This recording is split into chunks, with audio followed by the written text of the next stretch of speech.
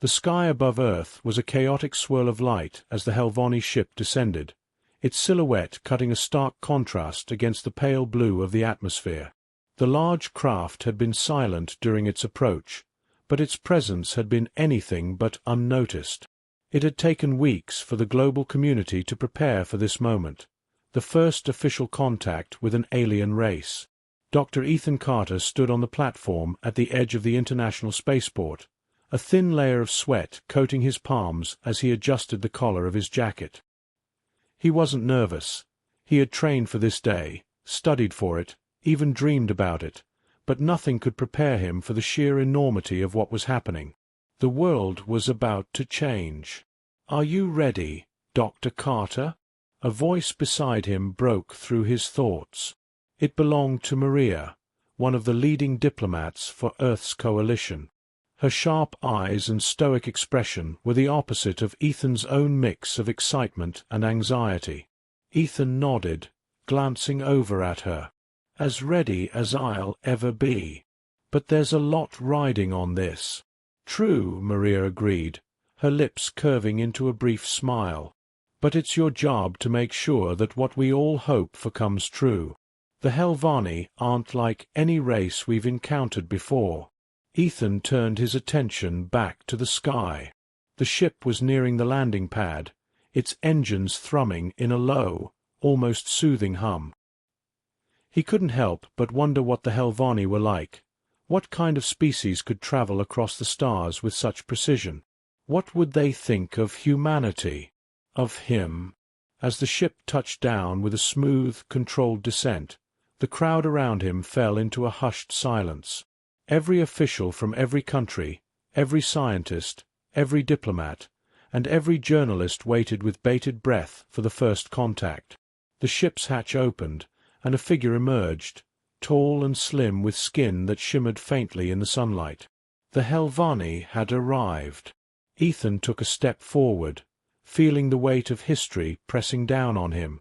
The Helvani leader, a woman named Lyra, moved gracefully down the ramp. She had silver eyes, wide and curious, with an air of wisdom that seemed far beyond her physical age. Her long, platinum hair cascaded around her shoulders, and she wore a form of clothing that was at once alien and elegant, fluid, but structured in a way that seemed practical yet highly ceremonial. "Welcome to Earth," Ethan said, his voice steady as he reached out a hand. "I'm Dr. Ethan Carter. It's an honor to meet you." Lyra paused for a moment, her gaze flicking from his hand to his face. Her eyes were sharp, studying him, assessing him, and in that brief moment, Ethan wondered if she was trying to determine how best to engage with him. After what seemed like an eternity, she reached out, her fingers cool against his. "It is an honor, Dr. Carter," she replied in a voice that was surprisingly soft, yet firm. "We have been waiting for this moment." "I know," Ethan said, his heart racing slightly. "I've been studying your culture and history. We've prepared as best we can, but this is all new territory." Lyra nodded. "We understand. We are not what you expected, but we come with an open heart and a mind willing to learn." He gestured toward the waiting vehicles. "We've arranged accommodations for you and your team. We can discuss things further once we're at the facility." Lyra tilted her head slightly, her eyes narrowing in thought. "I am curious. Why is it you, a human, who has been chosen to guide us? Why not another race, one of your many political leaders or military officers?"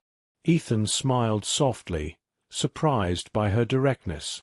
"Because I'm not a politician or a soldier. I'm here to help foster understanding and cooperation. Humanity, in all its imperfections, is a species that values knowledge and learning above all else. I believe you'll find that we are not just conquerors or diplomats, but thinkers." Lyra studied him for a moment longer, before nodding slowly. "Very well, Dr. Carter. I will place my trust in you." They walked together toward the transport, and as they did, Ethan couldn't help but notice how Lyra's gaze flitted from person to person, her expression calculating. She wasn't just observing the humans around her. She was analyzing them, weighing them as one would weigh an object, determining its worth and potential. "I assume you're wondering how we live, what we're like," Ethan said, trying to break the silence. "Yes," Lyra replied, her voice thoughtful. "You're unlike any species we've encountered. The Helvani are physically weak, as you know. Our empathic abilities are our strength, but I've come to understand that physical strength alone is not what makes a species powerful. There is something in you humans that intrigues me." Ethan glanced at her. "We're not that different, really. We've got our own flaws, but we've learned to survive. We adapt. That's our strength." Lyra raised an eyebrow. "Adaptation is one thing. Strength is another. What makes your species think that you can teach us to be more than what we are? How can you, in your infinite complexity, change the very nature of another race?" Ethan met her gaze. "Because we've had to learn to be resourceful. And, above all, we've learned to face the unknown. When you've had to survive with nothing but your wits and determination, you find a way to make things work." Lyra's expression softened slightly. "Perhaps there is more to your species than we first believed." As they settled into the transport and began the journey to their new home, Ethan couldn't shake the feeling that this was only the beginning. The Helvani were a race unlike any other, and despite their weaknesses, they had the potential to change the galaxy. And as for Ethan, he was about to learn just how far humanity's influence could reach, and how far it would take him to understand what it truly meant to guide a species toward a new future. But for now, there was just the quiet hum of the vehicle and the strange, growing connection between him and Lyra, one that neither of them fully understood but both could feel. Chapter 2. The Human Plan. Inside the conference room at the International Training Facility, Dr. Ethan Carter sat across from the Helvani delegation, flanked by his team of human experts. Among them was Dr. Adrian Reyes, a renowned psychologist, and Jack Harris, a physical education coach known for his innovative training methods. The air was thick with anticipation as Ethan outlined the plan designed to integrate and empower the Helvani. Ethan began, "Our goal here isn't just about physical or intellectual training. It's about showing you the variety of human capabilities and encouraging a cultural exchange that benefits us all." Lyra, the Helvani leader, nodded thoughtfully. "Your proposal is intriguing. We wish to understand more about what you mean by cultural exchange." Adrian leaned forward, clasping his hands on the table. "We believe that the strengths of the Helvani are complementary to our own. Your empathic abilities, for instance, can greatly enhance our own understanding of psychology and interpersonal communication." Jack added, "And from a physical standpoint, we want to focus on agility and endurance training.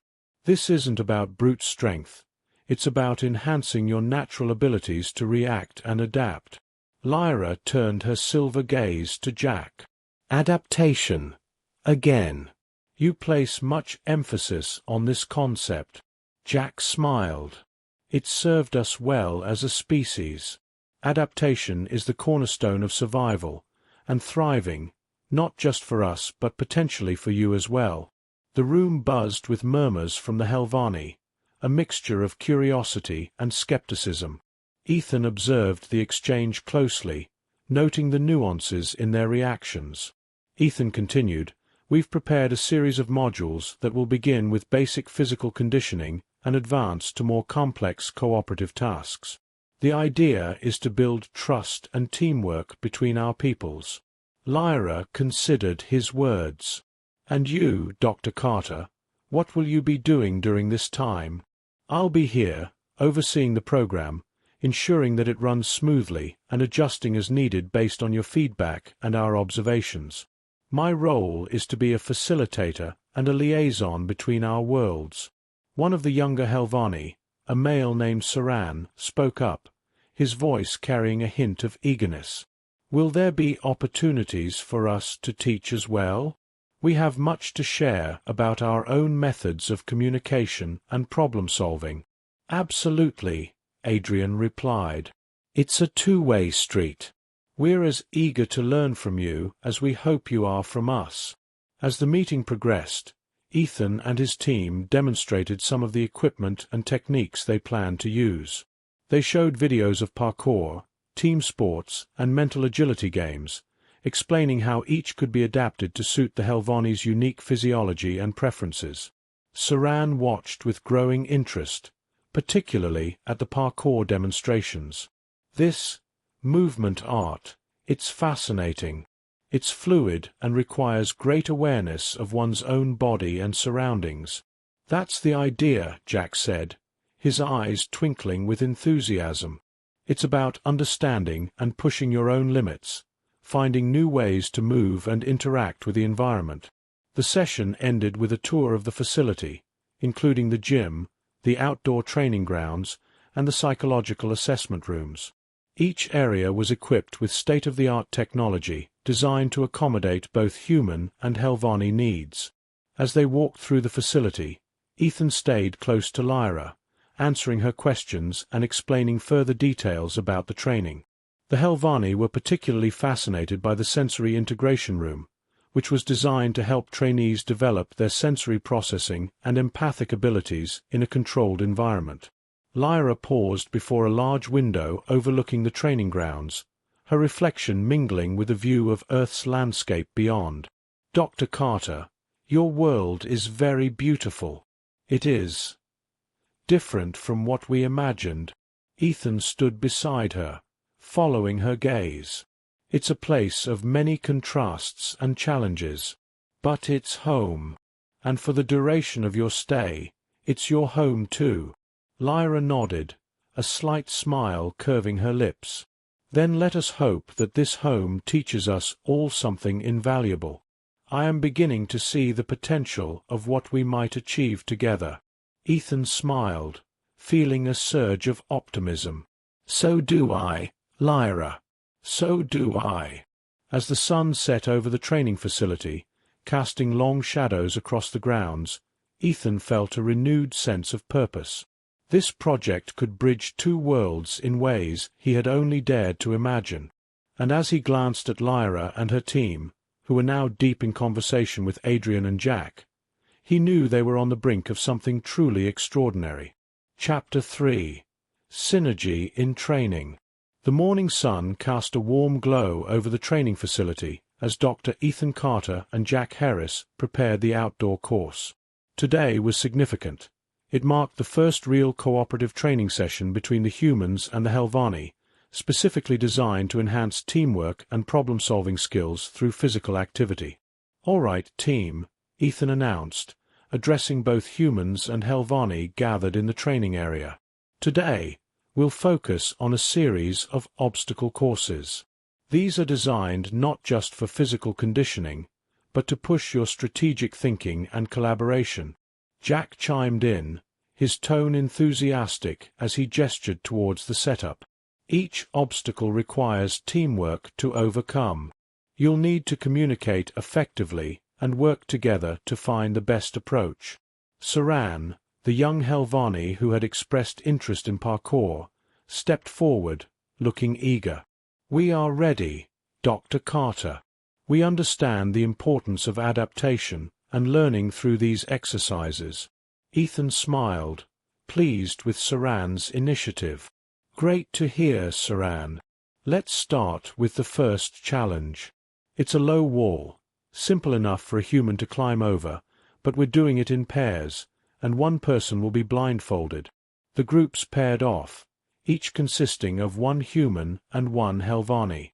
Ethan watched as Jack demonstrated the first challenge with Maria, the human acting as the eyes for the blindfolded Helvani. As the pairs tackled the wall, Ethan and another human instructor, Tom, circulated among the participants, offering advice and encouragement. Ethan stopped beside a pair struggling slightly more than the others. "Remember, it's about trust," Ethan advised.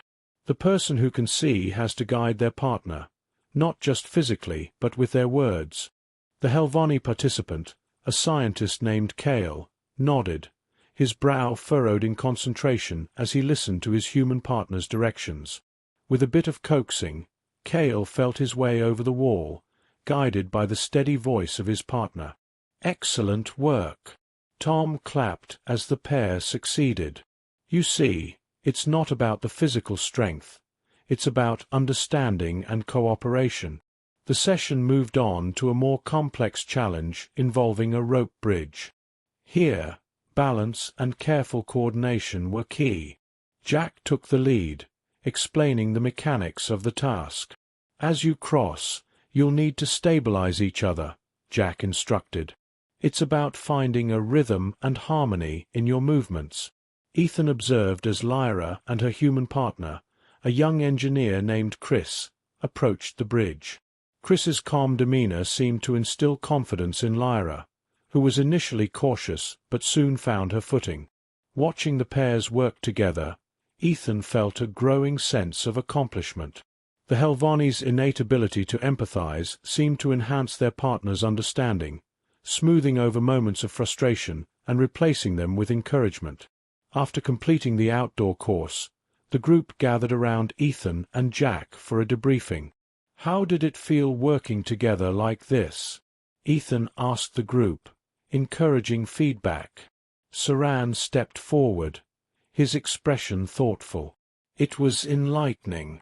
The physical challenge was less daunting with a partner who guided and supported me.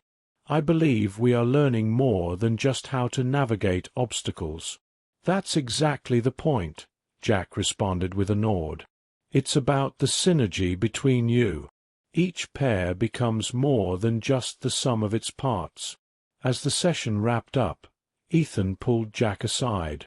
"I think we're onto something here. The improvement in their cooperation from just this morning is remarkable." Jack agreed, his eyes scanning the group. "It's more than skills training. It's a cultural bridge being built." "Exactly," Ethan said as they watched the Helvani and humans sharing their experiences and laughing together. "And I think our next steps should involve even more complex scenarios, maybe even a simulation that requires a larger group strategy." "Let's plan that out," Jack suggested. "We can incorporate elements from today and introduce new challenges. Maybe something that involves more of their empathic strengths." Ethan nodded, already formulating ideas. "We'll make it happen. This is just the beginning, but I have a feeling we're going to see some incredible results." As the teams disbanded, chatting amiably as they headed towards the facility for a well-deserved rest, Ethan felt a deep sense of satisfaction. Not only were they achieving their training goals, but they were also witnessing the birth of a genuine camaraderie between two very different species. This, he knew, was the true success of their endeavor. Chapter 4. Transformation begins. Under the bright morning sun, the training grounds at the international facility buzzed with activity. Dr. Ethan Carter observed from the sidelines as Dr. Adrian Reyes directed the Helvani and human participants through a complex simulation designed to test their mental agility and cooperation under stress. "All right, everyone," Adrian called out, his voice clear and commanding over the chatter. "Today's exercise is about problem-solving in a dynamic environment. You'll need to use everything you've learned about communication and adaptation." Jack Harris, standing next to Ethan, nodded approvingly. "They've come a long way since day one. It's impressive how quickly the Helvani have picked up on nonverbal cues and human strategies." Ethan watched as the groups, a mix of Helvani and humans, huddled together to discuss their approach. The task involved navigating through a maze that changed configuration at random intervals. Teams had to find tokens distributed throughout the maze and solve riddles to exit. Tom, another instructor, started the timer, and the teams dashed into the maze. Ethan and Jack moved to the monitors to observe the team's progress. "You see, Ethan, the real challenge isn't just the physical navigation," Jack pointed out as they watched a team work through a particularly tricky section. It's about maintaining communication and unity under pressure. On the screen, they saw Saran and his human partner, Chris, pause before a closed gate. They exchanged a few quick words. Then Chris nodded and relayed a message to another team member through their radio.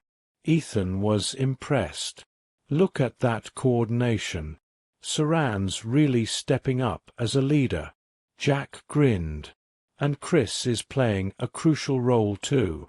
It's a real partnership. They're learning from each other, adapting their strategies on the fly. As the exercise progressed, Adrian walked through the maze, offering guidance and observing the interactions.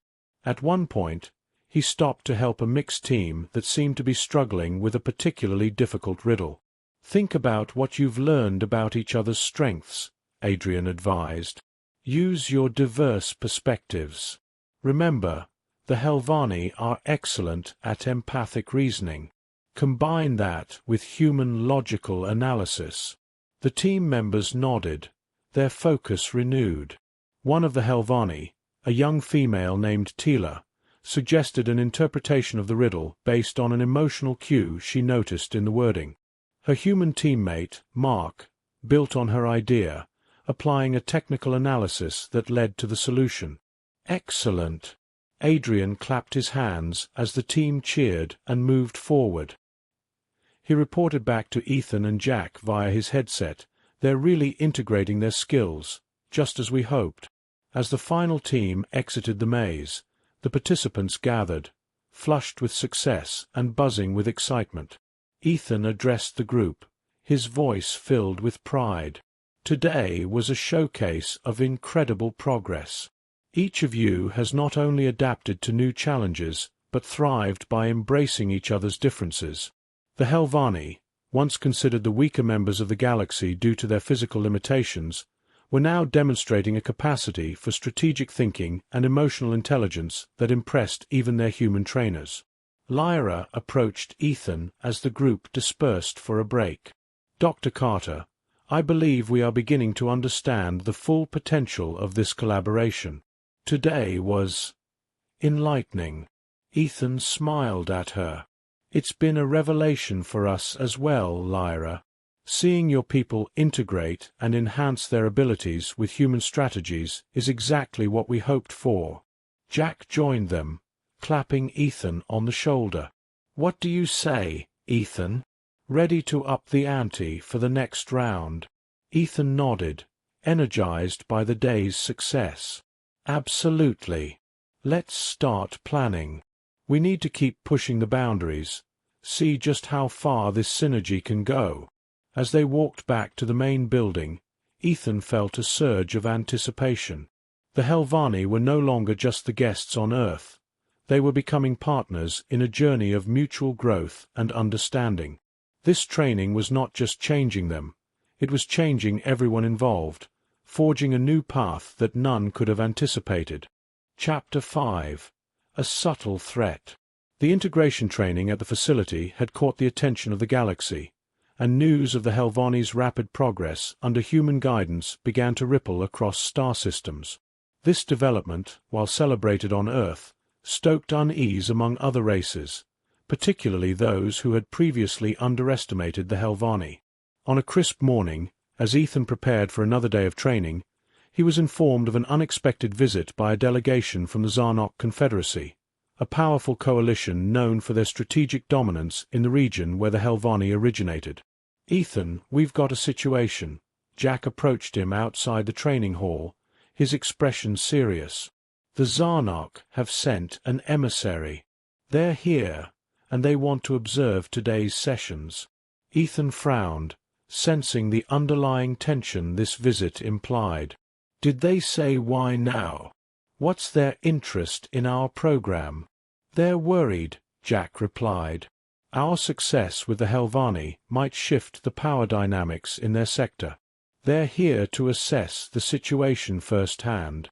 As the Zarnok delegation arrived, Ethan and a group of his colleagues, including Adrian and Tom, met them at the facility's main entrance. The lead emissary, a tall, imposing figure named Raxer, stepped forward with a measured grace that did little to hide his scrutinizing gaze. "Dr. Carter," Raxa's voice was deep and resonant, "we have heard much about your endeavors here. We are intrigued by the rapid advancements of the Helvani under your tutelage." Ethan extended a hand, which Raxa took after a brief pause. "Welcome, Raxa. We're proud of the work we're doing here. You're welcome to observe." As the group toured the facility, Ethan explained the various aspects of the training program. Raxa and his aides watched closely, their expressions unreadable. When they reached the simulation room, where a group of Helvani and humans were engaged in a complex problem-solving exercise, Raxa raised a hand, signaling for Ethan to pause. "You claim to enhance their capabilities without altering their essence. Yet, you integrate them so closely with your own kind. Is it not a risk to their purity as a species?" Raxa's question was sharp, loaded with unspoken implications. Ethan met his gaze squarely. "Our goal is to empower the Helvani, to help them realize their potential. We respect their integrity as a race. This collaboration is about growth, not assimilation." Raxa nodded slowly, his eyes shifting to the Helvani participants. "And yet, you mold them in the image of humanity. How do you justify this intervention?" Before Ethan could respond, Lyra, who had been observing the exchange from a short distance, stepped forward. "Emissary Raxa, if I may." Her voice, calm and clear, drew everyone's attention. "This training has been our choice. Dr. Carter and his team have offered us tools, but how we use them, how we evolve, that remains entirely within our control." Raxa looked at Lyra, his expression softening slightly. "You speak highly of them. It is unexpected." "Our results speak for themselves," Lyra continued, her confidence unshaken. "We are no longer the fragile race that once sought refuge. We are partners in this endeavor, equal participants in our own evolution." The room fell silent for a moment, the weight of Lyra's words hanging in the air. Raxa then turned back to Ethan, his eyes narrowed thoughtfully. "I see. It appears there is much to consider here. We will continue our observation. For now, I commend your efforts, Dr. Carter." As the Zarnok delegation moved on to the next part of the facility, Ethan exchanged a quick, relieved glance with Lyra and Jack. "Well handled, Lyra," he murmured. "Thank you." Lyra smiled slightly. "It is the truth. I believe in what we are doing here, Ethan. No matter the scrutiny, we must continue." Ethan nodded, feeling a renewed sense of purpose. "We will," he assured her. "We'll keep pushing forward." As the day progressed, the Zarnok emissaries kept a low profile, observing but not interfering. Their presence was a palpable tension, but it also served as a reminder of the significance of their work. The Helvani were changing, growing stronger and more confident each day, and now the galaxy was watching. Whatever challenges lay ahead, Ethan knew they were ready to face them together, as true partners. Chapter 6. The Moment of Connection. The evening breeze was cool and gentle, a soothing contrast to the day's tensions following the visit from the Zarnok delegation. Ethan and Lyra walked along a secluded path that wound through the facility's gardens, a space designed for reflection and tranquility. "You handled Raxa well today," Ethan began, breaking the silence between them. "It was impressive how you stood up for our program." Lyra's gaze remained fixed on the path ahead. "It was necessary. The Zarnok's interest is not just in observation. They fear change. But we must not allow fear to guide us." Ethan nodded, appreciating her insight. "You're right. And it's your leadership that's made a difference. The Helvani are lucky to have you." Lyra paused, turning to face him. "And I am fortunate to have found this partnership with humans. I've learned much from you, Ethan, about strength and determination." The conversation paused as they reached a small bench overlooking a pond. The setting sun cast a warm glow over the water, reflecting shades of orange and pink. They sat down, the quiet of the evening enveloping them. "Ethan," Lyra began hesitantly, "there is something I've been meaning to discuss. Throughout this training, I've felt a shift not just in abilities, but in understanding. I think we are on the brink of something deeper." Ethan turned to her, intrigued by her tone. "What do you mean?" Lyra's eyes met his, and there was a vulnerability there he hadn't seen before. "I mean us, Ethan. Our teams work together seamlessly now, and I find myself looking forward to our discussions, our debates. It's more than just respect. I think there's a bond forming." Ethan felt a surge of warmth. He had sensed it too, this growing connection, but hearing it from Lyra made it suddenly real. "I've felt it too," he admitted. "I think these past weeks have brought us closer, not just as leaders but as friends, perhaps even more." Lyra smiled, her face softening. "I am glad you feel the same. It is new to me, this kind of partnership. It is powerful." They sat in silence for a moment, each contemplating the implications of this admission. Finally, Ethan reached out, his hand hesitating in the air between them before Lyra reached out to meet it. Their fingers intertwined, a physical manifestation of the bond they'd spoken of. "Ethan, to my people, connection is everything," Lyra explained softly. "We thrive on understanding and empathy, and what I feel now, it goes beyond the training, beyond the collaboration." Ethan squeezed her hand gently. "For me, too, Lyra. And while I know our focus must be on our people's growth, I can't ignore what's happening between us." Lyra nodded, her gaze steady.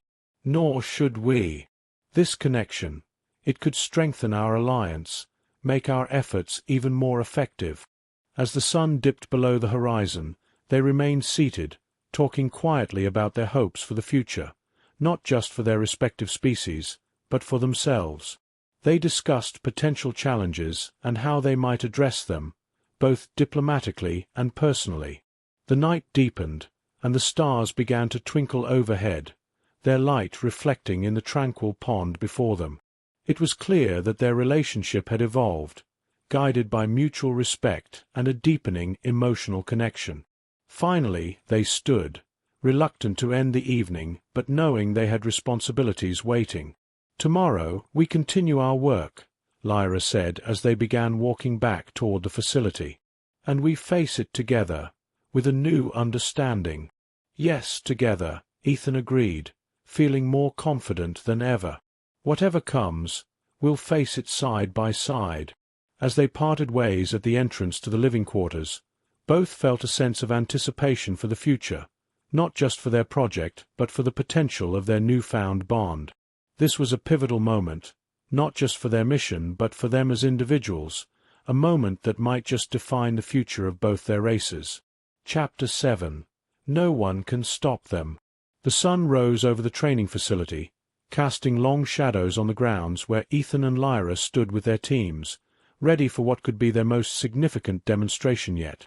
Today, the Helvani would showcase their newfound skills and the effectiveness of the Human Helvani training program to a gathering of intergalactic ambassadors and media. As the participants warmed up, Ethan turned to Lyra, who seemed contemplative. "Big day," he said softly. Lyra nodded, her eyes scanning the preparations. "A defining moment, indeed. The success today will not just validate our work, but demonstrate the Helvani's potential to the galaxy." Jack and Adrian joined them, both looking determined. "Everything's set," Jack confirmed. "The simulations are ready, and the teams are prepped. We're going to show them just how far we've come." Ethan surveyed the area, noting the anticipation on the faces around him. "Let's make sure everyone stays focused." We need to keep the environment supportive and positive, especially with the delegates watching.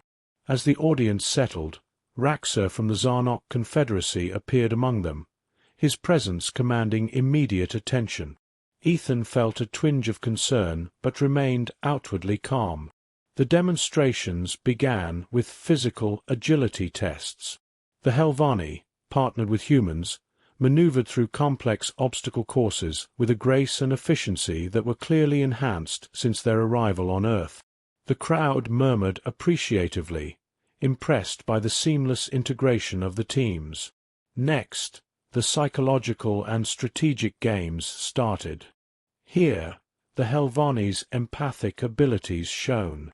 They anticipated their partners' moves and countered the opposing teams with strategies that were both innovative and effective. As each demonstration concluded, applause broke out, growing louder and more enthusiastic with each display. Ethan felt a swell of pride. These were not the fragile beings once considered the weakest in the galaxy. They were confident, strong, and capable. After the physical and mental challenges, it was time for the final demonstration, a debate on intergalactic trade and diplomacy, where the Helvani would use their enhanced negotiation skills. Lyra stepped up as one of the key speakers, facing off against representatives from various powerful races, including Raxer. Lyra's performance was nothing short of brilliant. She articulated her points with a clarity and depth that captivated the audience, weaving through diplomatic nuances with ease and asserting the Helvani's positions with newfound authority. As the debate ended, the room erupted in applause, many standing in ovation. Raxer, too, clapped, though his applause seemed reluctant, his expression betraying a mix of respect and wariness. Ethan approached Lyra as the crowd began to disperse, his expression one of admiration. "You were incredible, Lyra. I think you've just changed a lot of minds today." Lyra's eyes met his, bright with emotion. "We did this together, Ethan. This is our victory." Jack and Adrian joined them, both beaming. "Did you see their faces?" Jack exclaimed. "We've made our point loud and clear. The Helvani are a force to be reckoned with." Adrian nodded, his gaze thoughtful. "This goes beyond today. We've started something that will grow, evolve. The Helvani's journey has truly just begun." As the day wound down, the team gathered for a private celebration. There was laughter, cheers, and a sense of camaraderie that transcended species and planets. Ethan looked around at the joyful faces, feeling a profound connection to each person there. "Together, we've shown the galaxy that the weakest race trained with humans is now unstoppable." Ethan raised his glass in a toast. "To the Helvani, and to new beginnings." The group cheered, their voices echoing into the night. As they celebrated, Ethan and Lyra stood side by side, their hands linked. They had faced skepticism, challenges, and threats, but through their unity and shared vision, they had emerged stronger than ever. The night deepened, stars twinkling in the sky above, mirroring the bright future that lay ahead for both the Helvani and humanity. With this newfound strength and partnership, truly, no one could stop them now. Chapter 8. A New Chapter. As the early morning light filtered through the windows of the conference room at the training facility, Ethan and Lyra, along with their teams, gathered for a final meeting. The success of the previous day's demonstrations had set a new course for the Helvani and opened numerous opportunities for further collaboration. Ethan looked around the table at the eager faces of both humans and Helvani. Yesterday was a landmark day for all of us. But it's just the beginning. Today, we start planning our future steps. Jack, who had been instrumental in the physical training, was the first to speak. "I think we should consider expanding the program. There's potential for us to implement what we've developed here on a larger scale, perhaps even on Helvani soil." Lyra nodded thoughtfully. "I agree. The transformation we've experienced here should be shared with our entire population. But we must ensure that the essence of what we've learned is preserved, that we continue to grow on our own terms. Adrian, leaning back in his chair, added, "There's also the aspect of cultural exchange. We've focused a lot on training and development, but there's so much more to learn from each other. Art, science, literature. There are myriad ways we can enrich our societies mutually."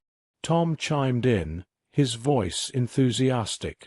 "And let's not forget about the youth. We could develop exchange programs for young Helvani and humans. Education is the key to lasting peace and understanding." Ethan listened, his heart swelling with pride at the depth of the vision shared by his team. "These are all excellent ideas. Let's start by forming a task force to explore each suggestion and figure out the logistics. Lyra, your insights will be invaluable here." Lyra smiled, the weight of her new responsibilities clear, but her determination unwavering. "I am ready. What we have begun here will change our world, and I am committed to leading our people through this journey." As the meeting drew to a close, Ethan proposed a visit to Helvani. "I think it would be beneficial for our team to see your world, understand your culture firsthand. It would give us a better perspective on how to tailor our future initiatives." Lyra's eyes lit up at the suggestion. "I would be honored to host you on Helvani.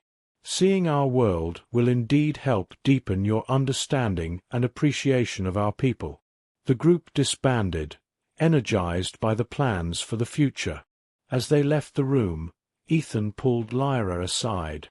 "You did wonderfully yesterday, and today. I'm not just proud of what we've achieved. I'm excited about where we're going." Lyra's hand found Ethan's, a gesture that had become familiar and comforting. "I share your excitement, Ethan, and I am grateful for your partnership in all things." As they walked towards the facility's exit, Ethan felt a profound sense of anticipation for the next phase of their collaboration. The challenges would be significant, but they had a strong foundation, built on mutual respect and shared goals. Outside, the sun was fully up, bathing the facility in warm light. Ethan and Lyra stood for a moment, looking out over the grounds where so much had been accomplished. "Here's to new beginnings," Ethan said, his voice reflective. "New beginnings," Lyra echoed, squeezing his hand. Together they stepped forward into the light of a new day, ready to tackle the challenges and opportunities that awaited them, not just for their own people, but for the betterment of the galaxy. Their journey together was just beginning, and they were ready for whatever lay ahead.